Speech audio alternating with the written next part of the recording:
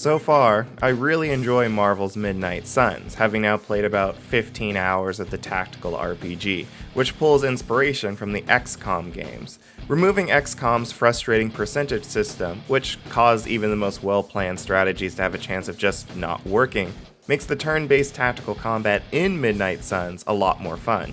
And thanks to the deck-building card system, randomness still factors into the equation, creating a healthy bit of challenge. You can expect more words from me regarding the actual gameplay of Midnight Suns when the full review embargo is up.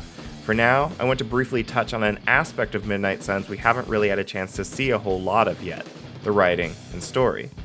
To recap, in Midnight Suns you play as the Hunter, prophesies to defeat your mother, Lilith, and seal away her dark magic forever. You're assigned leadership of the latest iteration of the Midnight Suns, a team composed of superheroes with powers that dabble in the mystic and supernatural, going out to face Lilith's demonic forces and the members of Hydra she's enthralled.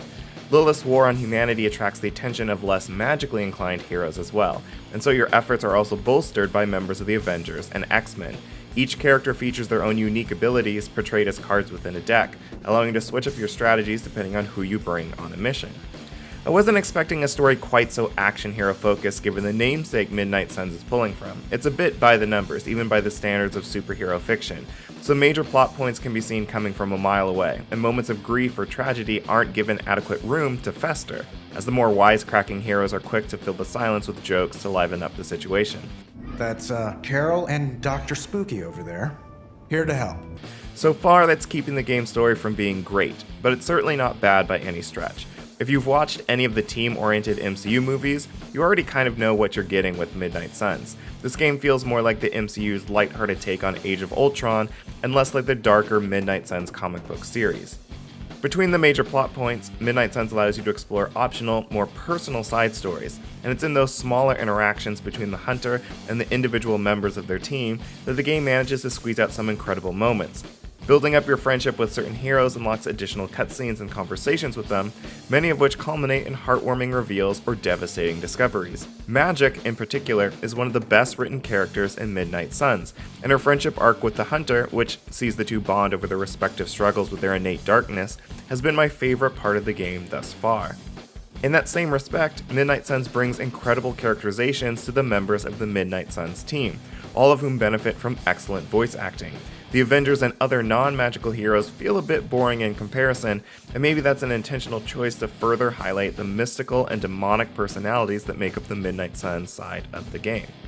From what I've seen so far, characters like Iron Man and Captain America don't have very interesting narrative arcs. It's clear that the Avengers, as older heroes, have gone through their fair share of growth prior to the events of the game, leaving less room for meaningful development, both as individuals or as members of a team, in comparison to the much younger members of the Midnight Suns, most of whom haven't worked with other superheroes before. It also doesn't help that the actors voicing the Avengers and X-Men seem to have been told to channel the energy of their MCU counterparts as best they could, resulting in recognizable but suboptimal copies of characters we've met before.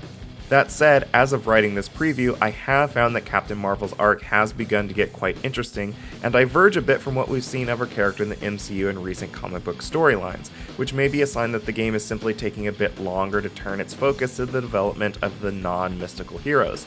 We'll see how it all pans out by the time of the review. Overall, my time with Midnight Suns so far has been entertaining, especially when that time is spent focusing on the members of the Midnight Suns team like Nico and Magic. Qualms with other characters don't extend to the combat, as everyone so far has proven to be fun to play, creating interesting team combinations and potential deck building strategies that keep each mission fresh and exciting. Here's hoping that keeps up.